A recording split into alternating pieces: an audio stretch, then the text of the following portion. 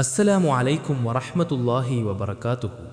പ്രിയപ്പെട്ട സഹോദരങ്ങളെ, സഹോദരിമാരെ, നിങ്ങൾ ഇന്ന് ഈ വീഡിയോ കാണാനിടയായത് കേവലമൊരു യാദൃശ്ചികതയല്ല, മറിച്ച് നിങ്ങളുടെ ജീവിതത്തിലും നിങ്ങളുടെ പ്രാർത്ഥനകളിലും വരാനിരിക്കുന്ന വലിയൊരു മാറ്റത്തിൻ്റെ തുടക്കമാണിത്. കാരണം ഇന്ന് നമ്മൾ സംസാരിക്കാൻ പോകുന്നത് നമുക്കേവർക്കും ഏറ്റവും പരിചിതമായ, എന്നാൽ നാം ഏറ്റവും കുറച്ച് മാത്രം മനസ്സിലാക്കിയ ഒരു അത്ഭുതത്തെക്കുറിച്ചാണ്. സൂറത്തുൽ ഫാത്തിഹ. ഒരു ദിവസം ചുരുങ്ങിയത് 17 തവണയെങ്കിലും നാം പാരായണം ചെയ്യുന്ന 7 വചനങ്ങൾ. നമ്മുടെ ജീവിതകാലം മുഴുവൻ നാം ആവർത്തിച്ചു പറയുന്ന ഈ വാക്കുകൾക്ക് പിന്നിൽ ഒളിഞ്ഞിരിക്കുന്ന ആ മഹാരഹസ്യങ്ങൾ നിങ്ങൾ എപ്പോഴെങ്കിലും ചിന്തിച്ചിട്ടുണ്ടോ? കേവലം ഒരു മദ്രസാ പാഠത്തിനപ്പുറം അല്ലാഹുവും നിങ്ങളും തമ്മിലുള്ള ഗാഢമായൊരു സംഭാഷണമാണ് ഈ സൂറത്ത് എന്ന് നിങ്ങൾ തിരിച്ചറിഞ്ഞിട്ടുണ്ടോ? ഇന്ന് ഈ വീഡിയോയിലൂടെ നാം കണ്ടെത്താൻ പോകുന്നത് സൂറത്തുൽ ഫാത്തിഹയുടെ ആത്മീയ ഘടനയെയാണ്, മെറ്റാഫിസിക്കൽ ആർക്കിടെക്ചറിനെ. ഈ രഹസ്യങ്ങളൊന്നറിഞ്ഞാൽ നിങ്ങളുടെ ബാക്കി ജീവിതത്തിലെ ഓരോ പ്രാർത്ഥനയും തികച്ചും വ്യത്യസ്തമായ ഒരു പുതിയ അനുഭവമായി മാറും. മുഹമ്മദ് നബി സല്ലല്ലാഹു അലൈഹി വസല്ലം ഈ അധ്യായത്തെ വിശേഷിപ്പിച്ചത് ഖുർആനിലെ ഏറ്റവും മഹത്തായ അധ്യായമെന്നാണ്. ആവർത്തിച്ചു പറയപ്പെടുന്ന 7 വചനങ്ങളെന്നും വിശുദ്ധ ഗ്രന്ഥത്തിൻ്റെ തുടക്കമായ ഉമ്മുൽ കിതാബെന്നും ഇതിനെ വിളിച്ചു. എന്നിട്ടും നാം എത്രത്തോളം ഈ വചനങ്ങളെ ഹൃദയത്തിലേറ്റുന്നുണ്ട്? സങ്കടകരമെന്നു പറയട്ടെ, ഭൂരിഭാഗം ആളുകളും തങ്ങൾ എന്താണ് ഉച്ചരിക്കുന്നതെന്ന് പോലും മനസ്സിലാക്കാതെയാണ് ജീവിതകാലം മുഴുവൻ സൂറത്തുൽ ഫാത്തിഹ പാരായണം ചെയ്യുന്നത്. എന്നാൽ ഒന്ന് ഓർക്കുക, അസ്തിത്വത്തെക്കുറിച്ചും പ്രാർത്ഥനയെക്കുറിച്ചും മനുഷ്യനും അല്ലാഹുവും തമ്മിലുള്ള അഭേദ്യമായ ബന്ധത്തെക്കുറിച്ചുമുള്ള നിങ്ങളുടെ സകല ധാരണകളെയും മാറ്റിമറിക്കാൻ ഈ 7 വചനങ്ങൾ മതിയാകും. ഫാത്തിഹയിലെ ഒരു വചനം പോലും അതിൻ്റെ യഥാർത്ഥ അർത്ഥത്തിൽ നിങ്ങൾ മനസ്സിലാക്കുകയാണെങ്കിൽ നിങ്ങൾ പഴയ വ്യക്തിയായിരിക്കില്ല. ഈ 7 വചനങ്ങളും അവ ഉദ്ദേശിക്കപ്പെട്ട ആഴത്തിൽ നിങ്ങൾ ഉൾക്കൊള്ളുകയാണെങ്കിൽ നിങ്ങൾക്ക് മുഴുവൻ ഖുർആനും മനസ്സിലാക്കാൻ സാധിക്കും. കാരണം ഖുർആനിലെ മറ്റെല്ലാ വചനങ്ങളും ഫാത്തിഹയിൽ ചുരുക്കി വിവരിച്ചിരിക്കുന്ന മഹത്തായ കാര്യങ്ങളുടെ വിശദീകരണം മാത്രമാണ്. പ്രപഞ്ചത്തിൻ്റെ രഹസ്യവും ആത്മാവിൻ്റെ തേട്ടവും ഈ 7 വരികളിൽ അല്ലാഹു നിഗൂഢമായി ഒളിപ്പിച്ചു വച്ചിരിക്കുന്നു. ഫാത്തിഹയെക്കുറിച്ചുള്ള ആദ്യത്തെ വലിയ ഉൾക്കാഴ്ച ഇതാണ്: ഇത് നിങ്ങൾ മാത്രം നടത്തുന്നൊരു പ്രാർത്ഥനയല്ല, മറിച്ച് സൃഷ്ടാവും സൃഷ്ടിയും തമ്മിലുള്ള ഉന്നതമായൊരു സംഭാഷണമാണിത്. വിശുദ്ധമായൊരു ഹദീസ് ഖുദ്സിയിൽ അല്ലാഹു ഇത് ഇപ്രകാരം സ്ഥിരീകരിക്കുന്നു: പ്രാർത്ഥനയെ എനിക്കും എൻ്റെ അടിമയ്ക്കുമിടയിൽ ഞാൻ കൃത്യം 2 പകുതികളായി വിഭജിച്ചിരിക്കുന്നു. ആദ്യ പകുതി എനിക്കുള്ളതാണ്, 2ാം പകുതി എൻ്റെ അടിമയ്ക്കുള്ളതാണ്. എൻ്റെ അടിമ എന്നോട് എന്ത് ചോദിക്കുന്നുവോ അതവന് നൽകപ്പെടും. സൂറത്തിലെ ആദ്യത്തെ 3 വചനങ്ങൾ അല്ലാഹുവിനുള്ളതാണ്. നിങ്ങൾ അൽഹംദുലില്ലാഹ് എന്നുച്ചരിക്കുമ്പോൾ നിങ്ങൾ അല്ലാഹുവിനോട് സംസാരിക്കുകയല്ല, മറിച്ച് അല്ലാഹുവിനെക്കുറിച്ച് ലോകത്തോട് പ്രഖ്യാപിക്കുകയാണ് ചെയ്യുന്നത്. അവൻ ആരാണ്, അവൻ്റെ മഹത്വം എന്താണ്, അവൻ പ്രപഞ്ചത്തിൽ എന്താണ് ചെയ്യുന്നത്. ഈ വചനങ്ങളിലൂടെ നിങ്ങൾ യാഥാർത്ഥ്യത്തിൻ്റെ പരമമായ സത്യത്തെയും അസ്തിത്വത്തിൻ്റെ യഥാർത്ഥ സ്വഭാവത്തെയും ഉറപ്പിക്കുകയാണ്. ഇതിനെ നമുക്ക് പ്രാപഞ്ചിക ദിശാബോധമെന്ന് വിളിക്കാം. നമ്മുടെ ആവശ്യങ്ങളോ ആഗ്രഹങ്ങളോ അല്ലാഹുവിന് മുന്നിൽ വയ്ക്കുന്നതിന് മുൻപ്, എന്തിനെങ്കിലും വേണ്ടി ചോദിക്കുന്നതിന് മുൻപ് നാം ആദ്യം പരമമായ യാഥാർത്ഥ്യവുമായി സ്വയം പൊരുത്തപ്പെടണം. അല്ലാഹു ആരാണെന്നും അവനുമായുള്ള ബന്ധത്തിൽ നിങ്ങൾ ആരാണെന്നും നിങ്ങൾ ആദ്യം സ്മരിക്കണം. ആ തിരിച്ചറിവിൽ നിന്നാണ് യഥാർത്ഥ പ്രാർത്ഥന തുടങ്ങുന്നത്. മിക്ക ആളുകളും കരുതുന്നത് ഒരു മുറിയിലേക്ക് പ്രവേശിക്കുന്നതിന് മുൻപ് അനുവാദം ചോദിക്കുന്നത് പോലെയുള്ള കേവലമൊരു ആദരസൂചകമായ തുടക്കമാണ് ബിസ്മില്ലാഹ്. എന്നാൽ സത്യമതല്ല. ബിസ്മില്ലാഹ് എന്നത് ഫാത്തിഹയുടെ വെറുമൊരു ആമുഖമല്ല, മറിച്ച് അനന്തമായ ജ്ഞാനത്തിൻ്റെ വാതിലുകൾ തുറക്കാനുള്ള രഹസ്യ താക്കോലാണ്. ഈ പ്രയോഗത്തിലെ ഓരോ അക്ഷരവും ഓരോ പ്രപഞ്ചത്തെ തന്നെ ഉള്ളിലൊളിപ്പിച്ചിരിക്കുന്നു. നമുക്ക് ബ എന്ന അക്ഷരത്തിൽ നിന്ന് തുടങ്ങാം. അറബിയിൽ ബ എന്നാൽ അതുകൊണ്ട് അല്ലെങ്കിൽ അതിലൂടെ എന്നാണ് അർത്ഥം. അത്ഭുതമെന്നു പറയട്ടെ, ഈ മഹാവാചകം തുടങ്ങുന്നത് ഒരു നാമത്തിലല്ല, മറിച്ച് ഒരു ഉപസർഗത്തിലാണ്. ഇത് നിങ്ങളോട് വിളിച്ചു പറയുന്ന സുപ്രധാനമായൊരു സത്യമുണ്ട്: നിങ്ങൾക്ക് സ്വതന്ത്രമായി ഒന്നും തുടങ്ങാൻ കഴിയില്ല. ഈ പ്രപഞ്ചത്തിലെ ഓരോ തുടക്കവും മറ്റൊന്നിൻ്റെയോ മറ്റാരുടെയോ സഹായത്താലാണ് സംഭവിക്കുന്നത്. നിങ്ങൾ ബിസ്മില്ലാഹ് എന്നുച്ചരിക്കുമ്പോൾ ഈ സംസാരമെന്ന പ്രവൃത്തി പോലും, ഈ പ്രാർത്ഥനയുടെ നിമിഷം പോലും, നിങ്ങളുടെ ഈ ശ്വാസം പോലും നിങ്ങളിൽ നിന്നല്ല ഉത്ഭവിക്കുന്നത്. നിങ്ങൾ അള്ളാഹുവിനോടൊപ്പം തുടങ്ങുന്നു, അല്ലെങ്കിൽ നിങ്ങൾ യഥാർത്ഥത്തിൽ തുടങ്ങുന്നേയില്ല. പിന്നീട് വരുന്നത് ഇസ്മ് അഥവാ നാമമാണ്. എന്നാൽ ഏത് നാമം? വചനമത് വ്യക്തമാക്കുന്നില്ല. അല്ലാഹു എന്ന നാമത്തിൽ എന്നല്ല, മറിച്ച് നാമത്തിൽ എന്നാണത് പറയുന്നത്. ഈ അവ്യക്തത അതീവ സുന്ദരവും മനഃപൂർവവുമാണ്. നിങ്ങൾ ചെയ്യുന്ന ഓരോ പ്രവൃത്തിയും നിങ്ങൾ തിരിച്ചറിഞ്ഞാലും ഇല്ലെങ്കിലും ഏതെങ്കിലും ഒരു മഹത്തായ നാമത്തിലാണ് സംഭവിക്കുന്നത്. നിങ്ങൾ വിശപ്പടക്കുമ്പോൾ നൽകുന്നവനായ അർ റസാക്കിനെ നിങ്ങൾ ആവാഹിക്കുന്നു. നിങ്ങൾ സംസാരിക്കുമ്പോൾ ജ്ഞാനിയായ അൽ ഹക്കീമിനെ നിങ്ങൾ പുറത്തെടുക്കുന്നു. നിങ്ങൾ ഒരാളെ സ്നേഹിക്കുമ്പോൾ സ്നേഹനിധിയായ അൽ വദൂദിനെ നിങ്ങൾ വെളിപ്പെടുത്തുന്നു. ബിസ്മില്ലാഹ് എന്നാൽ ഞാൻ ചെയ്യാൻ പോകുന്ന ഈ കാര്യം എന്നിലൂടെ വെളിപ്പെടുന്ന നിന്റെ നാമങ്ങളിൽ ഒന്നു കാരണത്താൽ മാത്രമാണ് സാധ്യമാകുന്നത് എന്ന വിനയപൂർവമായ കുറ്റസമ്മതമാണ്. അവിടെയാണ് അല്ലാഹു എന്ന നാമം വരുന്നത്. എല്ലാ നാമങ്ങൾക്കും മുകളിലുള്ള നാമം, സകല ഗുണവിശേഷങ്ങൾക്കും അപ്പുറമുള്ള അവൻ്റെ സത്തയെ സൂചിപ്പിക്കുന്ന സ്വകാര്യ നാമം. ഈ വാക്ക് ഒരു നങ്കൂരമാണ്. ഓരോ ദിവ്യനാമത്തിലൂടെയുമാണ് നിങ്ങൾ ഓരോ കാര്യവും തുടങ്ങുന്നത് എന്ന് അംഗീകരിച്ച ശേഷം ആ നാമങ്ങളെല്ലാം നാമകരണത്തിനപ്പുറമുള്ള പരമമായ ആ സത്തയുടേതാണെന്ന് നിങ്ങൾ സ്ഥിരീകരിക്കുന്നു. അല്ലാഹു എന്നത് പൂർണ്ണതയാണ്. അത് മാറ്റമില്ലാത്ത പരമമായ യാഥാർത്ഥ്യമാണ്. അല്ലാഹു എന്ന പരമമായ യാഥാർത്ഥ്യത്തെ തിരിച്ചറിഞ്ഞ ശേഷം അവനും സൃഷ്ടികളും തമ്മിലുള്ള ആത്മബന്ധത്തെ നിർവചിക്കുന്ന രണ്ട് നാമങ്ങൾ വരുന്നു: അർ റഹ്മാൻ, അർ റഹീം. എന്തുകൊണ്ടാണ് ഈ രണ്ടു നാമങ്ങൾ തന്നെ ഇവിടെ കടന്നു വരുന്നത്? കാരുണ്യത്തിൻ്റെ രണ്ട് വ്യത്യസ്ത തലങ്ങളെയാണ് ഇവ പ്രതിനിധീകരിക്കുന്നത്. അസ്തിത്വത്തിൻ്റെ അടിസ്ഥാന നിയമമാണ് അർ റഹ്മാൻ, വിവേചനമില്ലാതെ എല്ലാറ്റിനെയും ഉൾക്കൊള്ളുന്ന നിരുപാധികമായ കാരുണ്യം. സൂര്യൻ എല്ലാവർക്കും പ്രകാശം നൽകുന്നു. മഴ വിശ്വാസിയുടെയും ദുഷ്ടൻ്റെയും മേൽ ഒരുപോലെ പെയ്യുന്നു. പുണ്യമാനൻ്റെയും കുറ്റവാളിയുടെയും ശ്വാസകോശത്തിലേക്ക് ഒരേപോലെ ശ്വാസം പ്രവേശിക്കുന്നു. നിലനിൽക്കാനുള്ള അവകാശം നിങ്ങൾ സമ്പാദിച്ചതല്ല. ജനിക്കാൻ നിങ്ങൾ പ്രത്യേക യോഗ്യതകളൊന്നും നേടിയതല്ല. അത് നിങ്ങൾക്ക് സൗജന്യമായി നൽകപ്പെട്ടതാണ്. അതാണ് റഹ്മാൻ. അസ്തിത്വം തന്നെ ഒരു സമ്മാനമാണെന്ന തിരിച്ചറിവാണത്. എന്നാൽ പ്രതികരണത്താൽ വ്യവസ്ഥ ചെയ്യപ്പെട്ട കാരുണ്യമാണ് അർ റഹീം. റഹ്മാൻ എല്ലാവർക്കും നൽകുന്നു, എന്നാൽ റഹീം നിങ്ങളുടെ സ്വീകാര്യതയ്ക്കനുസരിച്ച് മാത്രം നൽകുന്നു. രണ്ടുപേർ മഴയത്ത് നിൽക്കുന്നു എന്ന് സങ്കല്പിക്കുക.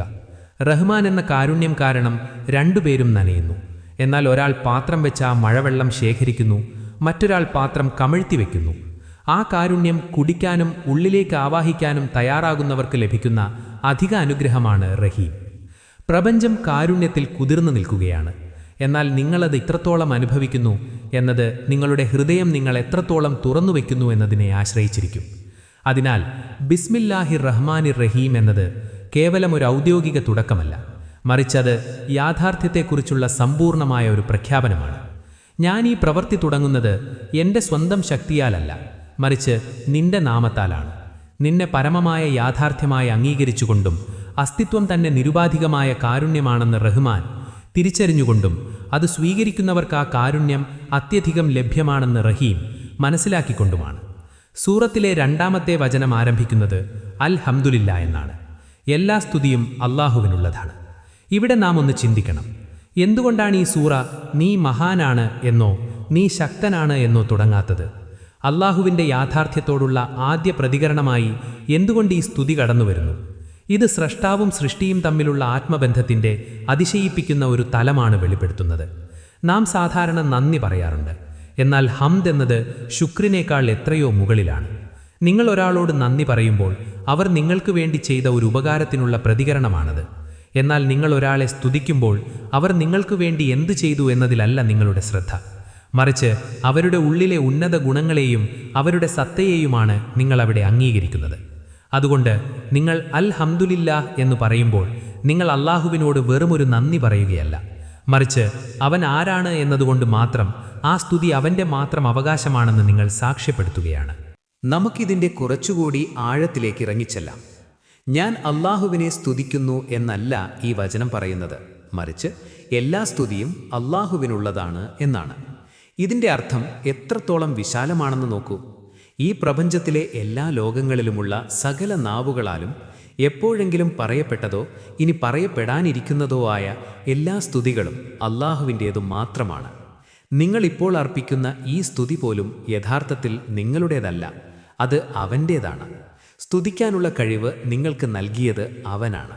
സ്തുതിക്കപ്പെടേണ്ട ആ മനോഹാരിതയെ തിരിച്ചറിയാനുള്ള അവബോധം നൽകിയതും അവനാണ്. നിങ്ങൾ അവന് പുതിയതായി എന്തെങ്കിലും നൽകുകയല്ല, മറിച്ച് നിങ്ങളുടെ ഉള്ളിൽ വിരിയുന്ന സ്തുതി പോലും യഥാർത്ഥത്തിൽ അവനിൽ നിന്ന് വന്ന് അവനിലേക്ക് തന്നെ മടങ്ങുന്നതാണെന്ന് നിങ്ങൾ വിനയപൂർവ്വം സമ്മതിക്കുകയാണ്. സൂറത്തിലെ സ്തുതിഗീതം തുടരുന്നത് റബ്ബിൽ ആലമീൻ എന്ന വിശേഷണത്തോടൊപ്പമാണ്, സകല ലോകങ്ങളുടെയും നാഥൻ. എന്നാൽ റബ്ബ് എന്ന വാക്കിൻ്റെ ആഴം വെറുമൊരു യജമാനൻ എന്ന അർത്ഥത്തിൽ ഒതുങ്ങുന്നതല്ല. യഥാർത്ഥത്തിൽ റബ്ബ് എന്നാൽ പോഷിപ്പിക്കുന്നവൻ, സംരക്ഷിക്കുന്നവൻ, ഓരോന്നിനെയും അതിൻ്റെ പൂർണ്ണതയിലേക്ക് വികസിപ്പിക്കുന്നവൻ എന്നൊക്കെയാണ് അർത്ഥം. ഒരു തോട്ടക്കാരൻ ഒരു ചെറിയ വിത്തിനെ നോക്കി പരിപാലിച്ചു വളർത്തി ഒരു വലിയ മരമാക്കുന്നത് പോലെ, ഒരു അധ്യാപകൻ ഒരു വിദ്യാർത്ഥിയുടെ ജ്ഞാനത്തെ പരുവപ്പെടുത്തുന്നത് പോലെ, ഒരു രക്ഷിതാവ് തൻ്റെ കുഞ്ഞിനെ ഓരോ ഘട്ടത്തിലും കരുതലോടെ വളർത്തുന്നത് പോലെ, ഓരോ നിമിഷവും ഓരോ ഘട്ടത്തിലും വളർച്ചയ്ക്ക് ആവശ്യമായത് കൃത്യമായി നൽകി നിങ്ങളിലെ സാധ്യതകളെ യാഥാർത്ഥ്യമാക്കുന്ന ആ മഹാശക്തിയാണ് റബ്ബ്. ഇവിടെ അള്ളാഹു ഒരു ലോകത്തിൻ്റെ മാത്രമല്ല, മറിച്ച് ആലമീൻ, ലോകങ്ങളുടെ നാഥനാണ്. അത് വെറും ഈ ഭൗതിക ലോകം മാത്രമല്ല, നമ്മുടെ ഇന്ദ്രിയങ്ങൾക്കപ്പുറമുള്ള തലങ്ങൾ, ആത്മീയ ലോകം, മലക്കുകളുടെ ലോകം, ചിന്തകളുടെയും സങ്കല്പങ്ങളുടെയും ലോകം, ഇങ്ങനെ അസ്തിത്വത്തിൻ്റെ സകല തലങ്ങളെയും അള്ളാഹു തൻ്റെ ദിവ്യമായ പരിപാലനത്തിലൂടെ സജീവമായി നിലനിർത്തുന്നു. നിങ്ങളുടെ ശരീരത്തിലെ ഓരോ അണുവും, നിങ്ങളുടെ മനസ്സിൽ വിരിയുന്ന ഓരോ ചിന്തയും, നിങ്ങൾ അറിയാതെ പോകുന്ന ഓരോ ശ്വാസവും അള്ളാഹു റബ്ബ് എന്ന നിലയിൽ നിങ്ങളെ ഓരോ നിമിഷവും ഉന്നതമായ പൂർണ്ണതയിലേക്ക് നയിക്കാൻ വേണ്ടി ചെയ്യുന്നതാണ്. പ്രപഞ്ചത്തിൻ്റെ ഈ അനന്തമായ താളം അവൻ്റെ പരിപാലനത്തിൻ്റെ ഒരൊറ്റ നൂലിൽ കോർത്തിണക്കപ്പെട്ടിരിക്കുന്നു. സൂറത്തിലെ 3-ാമത്തെ വചനം ശ്രദ്ധിക്കുമ്പോൾ നാം നേരത്തെ ബിസ്മിയിൽ കണ്ട അതേ വാക്കുകൾ വീണ്ടും ആവർത്തിക്കുന്നതായി തോന്നും, അർ റഹ്മാൻ, അർ റഹീം. എന്നാൽ വിശുദ്ധ ഖുർആനിലെ ഒരൊറ്റ അക്ഷരവും വെറുതെയല്ല.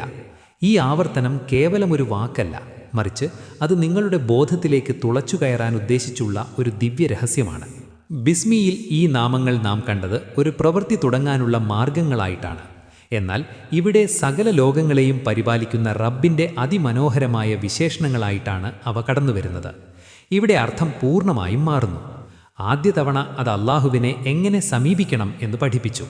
എന്നാൽ രണ്ടാം തവണ അള്ളാഹുവിൻ്റെ ഉടമസ്ഥത അഥവാ ലോഡ്ഷിപ്പ് യഥാർത്ഥത്തിൽ എന്താണെന്ന് ഈ നാമങ്ങൾ വെളിപ്പെടുത്തുന്നു. അള്ളാഹു ഒരു ലോകത്തെ ഭരിക്കുന്നത് അധികാരത്തിലൂടെയോ ബലത്തിലൂടെയോ അല്ല, മറിച്ച് അവൻ്റെ ഓരോ ഭരണപ്രക്രിയയും കാരുണ്യത്തിൽ കുതിർന്നതാണ്. അവൻ നിങ്ങളെ പൂർണ്ണതയിലേക്ക് എത്തിക്കാൻ വേണ്ടി ചെയ്യുന്ന ഓരോ കാര്യവും കാരുണ്യമാണ്. ചിലപ്പോൾ അവൻ നിങ്ങൾക്ക് അച്ചടക്കം നൽകിയേക്കാം, ചിലപ്പോൾ ചില കാര്യങ്ങൾ തടഞ്ഞു വെച്ചേക്കാം, ചിലപ്പോൾ കഠിനമായ പ്രയാസങ്ങൾ നൽകിയേക്കാം. എന്നാൽ അതെല്ലാം കാരുണ്യത്തിൻ്റെ വേഷപക്കർച്ചകൾ മാത്രമാണ്. ഒരു ശസ്ത്രക്രിയ നടത്തുന്ന ഡോക്ടറുടെ കൈകൾ വേദനിപ്പിക്കുന്നത് രോഗിയെ സുഖപ്പെടുത്താൻ വേണ്ടിയാണെന്നതുപോലെ അള്ളാഹു നൽകുന്ന ഓരോ പ്രയാസവും നിങ്ങളെ ഉന്നതമായ പൂർണ്ണതയിലേക്ക് എത്തിക്കാനുള്ള അവൻ്റെ പരിപാലനത്തിൻ്റെ ഭാഗമാണ്. ആദ്യ തവണ കേൾക്കുമ്പോൾ നിങ്ങളുടെ മനസ്സ് വിവരം ശേഖരിക്കുന്നു. എന്നാൽ റബ്ബിൽ ആലമീൻ എന്ന പശ്ചാത്തലത്തിൽ രണ്ടാമത് ഈ വാക്കുകൾ കേൾക്കുമ്പോൾ നിങ്ങൾക്ക് അത് ആത്മാവിൽ അനുഭവിക്കുന്നു. പ്രപഞ്ചനാഥൻ ഒരു ഏകാധിപതിയല്ല, മറിച്ച് സ്നേഹനിധിയായ പരിപാലകനാണ് എന്ന വലിയ സത്യം നിങ്ങളുടെ ഹൃദയത്തിൽ മുദ്രണം ചെയ്യപ്പെടുകയാണിവിടെ. സൂറത്തിലെ 4-ാമത്തെ വചനം നമ്മെ ഒരു വലിയ വിചാരണയുടെ മുന്നിൽ നിർത്തിക്കുന്നു. മാലിക് യൗമിദ്ദീൻ, പ്രതിഫല ദിവസത്തിൻ്റെ ഉടമ. പരമ്പരാഗതമായി നാം ഇതിനെ കാണുന്നത് മരണശേഷം വരാനിരിക്കുന്ന ഒരു ഭാവി സംഭവമായിട്ടാണ്. എന്നാൽ മിക്കവരും ശ്രദ്ധിക്കാതെ പോകുന്ന ഒരു നിഗൂഢമായ വശം കൂടി ഈ വചനത്തിനുണ്ട്. എന്താണ് ഈ ദിവസം? മരിച്ചവർ ഉയർത്തെഴുന്നേൽക്കുന്ന ഒരു നിശ്ചിത ദിവസമുണ്ടെന്നത് സത്യമാണ്. എന്നാൽ യൗം എന്നാൽ ദിവ്യമായ വെളിപ്പെടുത്തലുകൾ സംഭവിക്കുന്ന ഏത് കാലഘട്ടവുമാകാം. നമുക്ക് രാവും പകലും ഉള്ളതുപോലെ അള്ളാഹുവുമായുള്ള ബന്ധത്തിൽ മറയ്ക്കപ്പെട്ട കാലങ്ങളും വെളിപ്പെടുത്തപ്പെട്ട കാലങ്ങളുമുണ്ട്. ഒന്നും മറച്ചുവെക്കാൻ കഴിയാത്ത സത്യം സൂര്യപ്രകാശം പോലെ തെളിയുന്ന ആ പരമമായ വെളിപ്പെടുത്തലിൻ്റെ ദിവസമാണ് അന്ത്യദിനം. എന്നാൽ ഓർക്കുക, ആ വിധി അഥവാ ജഡ്ജ്മെൻറ്റ് എന്നത് ഭാവിയിലെ മാത്രം കാര്യമല്ല, അത് ഇപ്പോഴും നടന്നുകൊണ്ടിരിക്കുകയാണ്. നിങ്ങളുടെ ഓരോ നിമിഷവും ഒരു ചെറിയ വിധി ദിവസമാണ്. ഓരോ നിമിഷത്തിലും നിങ്ങളുടെ പ്രവൃത്തികൾ അളക്കപ്പെടുന്നു, നിങ്ങളുടെ ഉദ്ദേശ്യങ്ങൾ സാക്ഷ്യപ്പെടുത്തപ്പെടുന്നു. വ്യത്യാസമിത്രമാത്രം, ഈ ജീവിതത്തിൽ കാര്യങ്ങൾ മറച്ചുവെക്കാനുള്ള കാരുണ്യമുണ്ട്. മറ്റുള്ളവരിൽ നിന്നും ചിലപ്പോൾ നിങ്ങളിൽ നിന്നു തന്നെയും നിങ്ങളുടെ കാപട്യങ്ങൾ ഒളിപ്പിച്ചു വയ്ക്കാൻ നിങ്ങൾക്ക് കഴിഞ്ഞേക്കാം. എന്നാൽ വിധിയുടെ ചക്രങ്ങൾ ഇപ്പോൾ തന്നെ കറങ്ങുന്നുണ്ട്. നിങ്ങൾ ഇന്ന് വിതയ്ക്കുന്നതിൻ്റെ ഫലം ഇപ്പോൾ തന്നെ അദൃശ്യമായി ഒരുങ്ങിക്കൊണ്ടിരിക്കുകയാണ്. ദീൻ എന്ന വാക്കിനെ നാം സാധാരണയായി മതം അല്ലെങ്കിൽ വിധി എന്ന് പരിഭാഷപ്പെടുത്തുന്നു. എന്നാൽ ഈ വാക്കിൻ്റെ വേരുകൾ കടം, ഉത്തരവാദിത്തം, മടക്കം എന്നിവയുമായി ബന്ധപ്പെട്ടിരിക്കുന്നു. എല്ലാം അതിൻ്റെ കുറവിടത്തിലേക്ക് മടങ്ങുന്നു എന്നതാണ് ദീൻ എന്ന തത്വം. നിങ്ങൾ അല്ലാഹുവിൽ നിന്ന് വന്നു, അവനിലേക്കു തന്നെ മടങ്ങുന്നു. നിങ്ങൾക്ക് നൽകപ്പെട്ട ഓരോ ശ്വാസവും ഓരോ കഴിവും അല്ലാഹുവിൽ നിന്നുള്ള കടമാണ്. അത് തിരികെ വിളിക്കപ്പെടുക തന്നെ ചെയ്യും. എല്ലാ കടങ്ങളും തിരികെ വിളിക്കപ്പെടുന്ന, എല്ലാ മടങ്ങിവരവുകളും പൂർത്തിയാകുന്ന ആ മഹാസത്യത്തിൻ്റെ ഉടമയാണ് അല്ലാഹു എന്നതാണ് മാലിക് യൗമിദ്ദീൻ എന്നതുകൊണ്ട് അർത്ഥമാക്കുന്നത്. ആദ്യത്തെ 3 വചനങ്ങൾ നിങ്ങളുടെ ഹൃദയത്തെ കാരുണ്യത്താൽ തുറന്നുവെങ്കിൽ ഈ വചനം നിങ്ങളുടെ മനസ്സിനെ ഗൗരവപ്പെടുത്തുന്നു. അസ്തിത്വം കാരുണ്യമാണ് എന്നത് സത്യമാണ്. പക്ഷേ ഓരോ അണുവിനും ഇവിടെ കണക്കുണ്ട്. കാരുണ്യം ഉത്തരവാദിത്തത്തെ ഇല്ലാതാക്കുന്നില്ല, മറിച്ച് അതിനെ കൂടുതൽ അർത്ഥവത്തായി ഉൾക്കൊള്ളുകയാണ് ചെയ്യുന്നത്. ഫാത്തിഹയുടെ 5-ാമത്തെ വചനം ഫാത്തിഹയുടെ മാത്രമല്ല, പ്രപഞ്ചത്തിൻ്റെ തന്നെ കേന്ദ്രമാണ്. എല്ലാം ചുറ്റിക്കറമുന്ന അച്ചുതണ്ടാണത്. ഇയ്യാക നഅ്ബുദു വ ഇയ്യാക നസ്തഈൻ. നിന്നെ മാത്രം ഞങ്ങൾ ആരാധിക്കുന്നു, നിന്നോട് മാത്രം ഞങ്ങൾ സഹായം തേടുന്നു. മുഴുവൻ ഖുറാനിലെയും ഏറ്റവും പ്രധാനപ്പെട്ട വാചകം ഇതാണെന്ന് പറയാം. ഒരാൾക്ക് തൻ്റെ ജീവിതത്തിൽ ഈ ഒരൊറ്റ പ്രസ്താവനയെ അതിൻ്റെ പൂർണ്ണമായ അർത്ഥത്തിൽ ഉൾക്കൊള്ളാൻ കഴിഞ്ഞാൽ അവൻ തൻ്റെ സൃഷ്ടിപ്പിൻ്റെ ലക്ഷ്യം പൂർത്തീകരിച്ചു കഴിഞ്ഞു. ഇവിടെ വിസ്മയകരമായൊരു മാറ്റം സംഭവിക്കുന്നത് ശ്രദ്ധിക്കുക. ഫാത്തിഹയുടെ ആദ്യ 4 വചനങ്ങളിലും അല്ലാഹു അവൻ എന്ന 3-ാം പുരുഷനായിരുന്നു. എന്നാൽ ഈ 5-ാം വചനത്തിൽ അത് പെട്ടെന്ന് നീ എന്നായി മാറുന്നു. ഇതാണ് പ്രാർത്ഥനയിലെ ഏറ്റവും ഉന്നതമായ ആത്മബന്ധത്തിൻ്റെ നിമിഷം. നിങ്ങൾ അല്ലാഹുവിനെക്കുറിച്ച് സംസാരിക്കുന്നത് നിർത്തുന്നു, അല്ലാഹുവിലേക്ക് തിരിയുകയും അവനോട് നേരിട്ട് സംവദിക്കുകയും ചെയ്യുന്നു. അവനും നിങ്ങളും തമ്മിലുള്ള സകല മറകളും നീങ്ങുന്ന നിമിഷമാണിത്. നഅ്ബുദു എന്ന വാക്കിൻ്റെ വേര് അബ്ദ് എന്നതിലാണ്. ആരാധന എന്നത് കേവലം ബാഹ്യമായ ചടങ്ങുകളല്ല, മറിച്ച് ഞാൻ നിന്റെ ഉടമസ്ഥതയിലാണ് എന്ന നിതാന്തമായ തിരിച്ചറിവാണ്. നിങ്ങളുടെ ഓരോ ശ്വാസവും അല്ലാഹുവിൻ്റേതാണ്. നിങ്ങളുടെ ഹൃദയമിടിപ്പും ചിന്തിക്കാനുള്ള കഴിവും അല്ലാഹുവിൻ്റേതാണ്. ഈ ഉടമസ്ഥതയെക്കുറിച്ചുള്ള ഓരോ നിമിഷത്തെയും ബോധമാണ് യഥാർത്ഥ ആരാധന. എന്നാൽ ഈ വചനത്തിൻ്റെ അടുത്ത ഭാഗം അതീവ നിർണായകമാണ്. നിന്നെ മാത്രം ഞാൻ ആരാധിക്കുന്നു എന്ന് മാത്രം പറഞ്ഞു നിർത്തിയിരുന്നെങ്കിൽ അതൊരു ഭക്തി പ്രകടനം മാത്രമായി മാറിയേനെ. എന്നാൽ അടിമ ഉടനെ കൂട്ടിച്ചേർക്കുന്നു, നിന്നോട് മാത്രം ഞങ്ങൾ സഹായം തേടുന്നു. ഇവിടെ നിങ്ങൾ അല്ലാഹുവിനോട് പറയുകയാണ്, നാഥ, നിന്റെ അടിമയാകുക എന്നതാണ് എൻ്റെ ലക്ഷ്യമെന്ന് എനിക്കറിയാം. പക്ഷേ നിന്റെ സഹായമില്ലാതെ എനിക്ക് നിന്നെ ആരാധിക്കാൻ പോലും കഴിയില്ല. നിന്നെ സ്തുതിക്കാനുള്ള നാവും നിന്റെ മുന്നിൽ ശിരസ് നമിക്കാനുള്ള കരുത്തും നീ നൽകിയാൽ മാത്രമേ എനിക്ക് നിന്റെ അടിമയാകാൻ സാധിക്കൂ. ഇതാണ് ആത്മീയതയിലെ ഏറ്റവും വലിയ വൈരുദ്ധ്യം. നിങ്ങൾ പരിശ്രമിക്കണം, പക്ഷേ ആ പരിശ്രമം പോലും അവനിൽ നിന്ന് വരണം. നിങ്ങൾ തിരഞ്ഞെടുക്കണം, പക്ഷേ തിരഞ്ഞെടുക്കാനുള്ള ബോധം അവനാണ് നൽകേണ്ടത്. ഈ വചനം മനുഷ്യൻ്റെ എല്ലാ ആത്മീയ അഹങ്കാരങ്ങളെയും വേരോടെ പിഴുതെറിയുന്നു. സ്വന്തം ആരാധനയെക്കുറിച്ച് ഒരാൾക്കും ഇവിടെ വീമ്പു പറയാൻ കഴിയില്ല. കാരണം ഓരോ സുജൂദും അവൻ്റെ സഹായത്താൽ മാത്രം സാധ്യമായ അത്ഭുതമാണ്. അല്ലാഹുവിൻ്റെ പരമാധികാരം അംഗീകരിച്ചു, നിങ്ങളുടെ ആരാധന പ്രഖ്യാപിച്ചു, അവൻ്റെ മുന്നിൽ നിങ്ങളുടെ സമ്പൂർണമായ ആശ്രിതത്വം സമർപ്പിച്ചു. ഇനി എന്താണ് നിങ്ങൾ ചോദിക്കേണ്ടത്? സൂറത്തിൻ്റെ 6-ാമത്തെ വചനം അത് നമുക്ക് കാണിച്ചു തരുന്നു. ഇഹ്ദിന സിറാത്തൽ മുസ്തഖീം, ഞങ്ങളെ നീ നേർവഴിയിലേക്ക് നയിക്കണമേ. ലക്ഷക്കണക്കിന് കാര്യങ്ങൾ അല്ലാഹുവിനോട് ചോദിക്കാനുണ്ടായിട്ടും എന്തുകൊണ്ടാണ് നാം മാർഗദർശനം മാത്രം ചോദിക്കുന്നത്? കാരണം മാർഗദർശനം എന്നത് ജീവിതത്തിലെ സകല നന്മകളെയും ഉൾക്കൊള്ളുന്ന ഒന്നാണ്. മനുഷ്യൻ അനുഭവിക്കുന്ന ദാരിദ്ര്യം, അസുഖം, ഏകാന്തത, ഭയം തുടങ്ങി മിക്ക പ്രശ്നങ്ങളും നാം വഴിതെറ്റിയതിലൂടെ സംഭവിക്കുന്നതാണ്. നിങ്ങൾ നേർവഴിയിലാണെങ്കിൽ നിങ്ങളുടെ ജീവിതത്തിലെ പ്രയാസങ്ങൾ പോലും ആ ലക്ഷ്യസ്ഥാനത്തേക്കുള്ള അടയാളങ്ങളായി മാറും. നഷ്ടങ്ങൾ പോലും വലിയ ലാഭങ്ങളായി നിങ്ങൾക്ക് തോന്നും. എന്നാൽ നിങ്ങൾ വഴിതെറ്റിയവരാണെങ്കിൽ ലഭിക്കുന്ന അനുഗ്രഹങ്ങൾ പോലും നിങ്ങളെ വിനാശത്തിലേക്കാവും നയിക്കുക. വിജയം പോലും നിങ്ങളെ യഥാർത്ഥ ലക്ഷ്യത്തിൽ നിന്ന് അകറ്റിക്കളയും. സിറാത്തൽ മുസ്തഖീം എന്ന വാക്കിന് ജ്യാമിതീയമായ ഒരർത്ഥം കൂടിയുണ്ട്. 2 ബിന്ദുക്കൾക്കിടയിലുള്ള ഏറ്റവും കുറഞ്ഞ ദൂരം.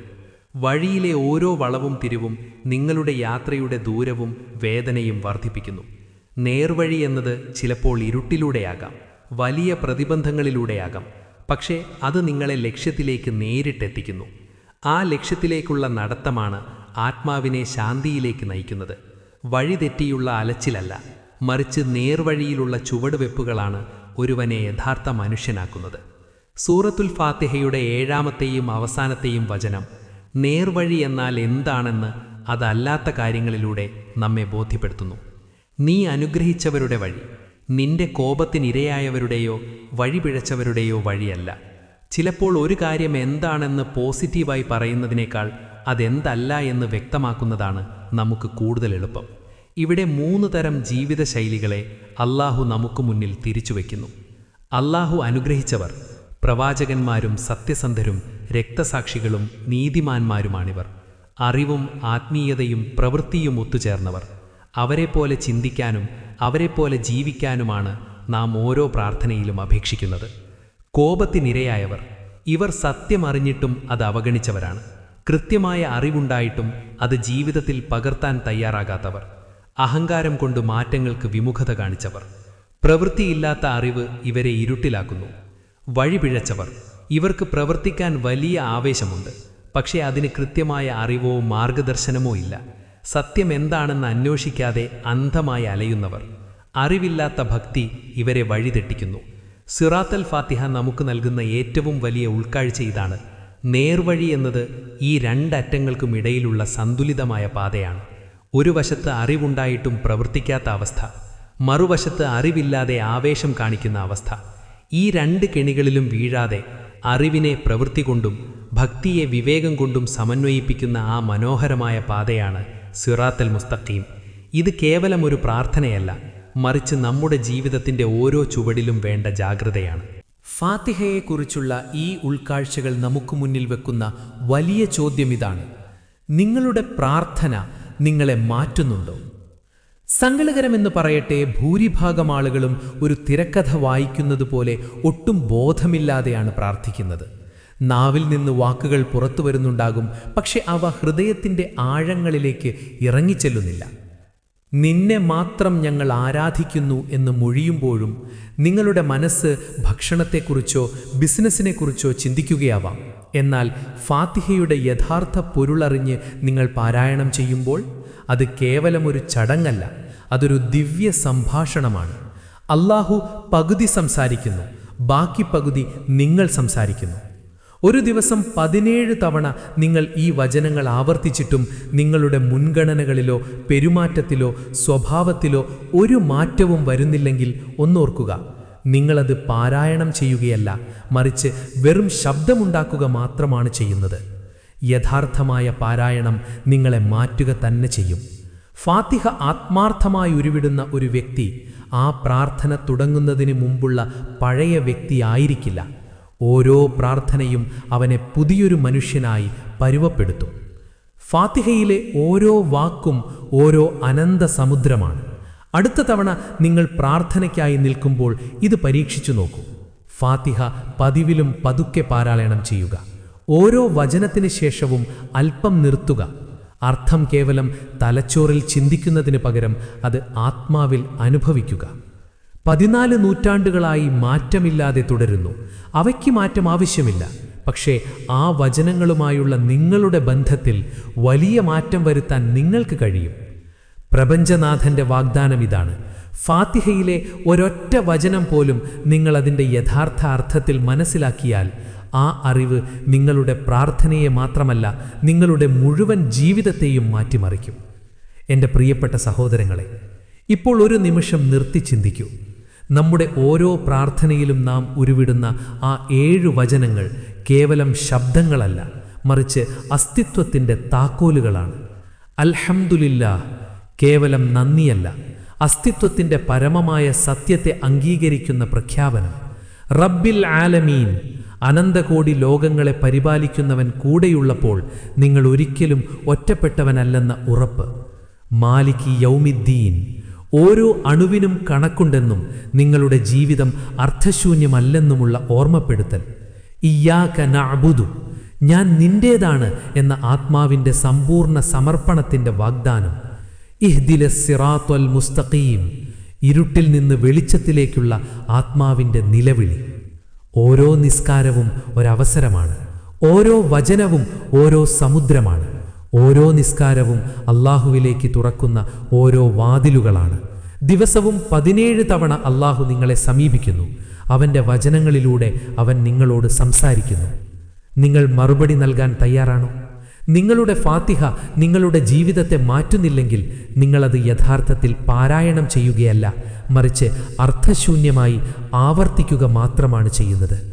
അടുത്ത നിസ്കാരത്തിൽ നമുക്കിത് പരീക്ഷിച്ചു നോക്കാം. പതുക്കെ പാരായണം ചെയ്യുക. വാക്കുകൾക്കിടയിലെ നിശബ്ദത ആസ്വദിക്കുക. ശ്വാസമെടുക്കുക. ഓരോ വചനത്തിന് ശേഷവും അല്പം നിർത്തി ഒരു ശ്വാസമെടുക്കുക. അല്ലാഹുവിൻ്റെ മറുപടിക്കായി കാത്തോർക്കുക. അനുഭവിക്കുക. അർത്ഥം തലച്ചോറിൽ ചിന്തിക്കുകയല്ല, ഹൃദയത്തിൽ അനുഭവിക്കുക. ഓർക്കുക, ഫാത്തിഹ നിങ്ങളുടെ നിസ്കാരത്തെ മാറ്റും. നിസ്കാരം നിങ്ങളുടെ ഹൃദയത്തെ മാറ്റും. ഹൃദയം നിങ്ങളുടെ ജീവിതത്തെ മാറ്റും. അല്ലാഹു നമ്മെ ഫാത്തിഹ കേവലം വായിക്കുന്നവരല്ല, മറിച്ച് അത് ജീവിക്കുന്നവരാക്കി മാറ്റട്ടെ. ആമീൻ. അസ്സലാമു അലൈക്കും വറഹ്മത്തുള്ളാഹി വബറകാതുഹു.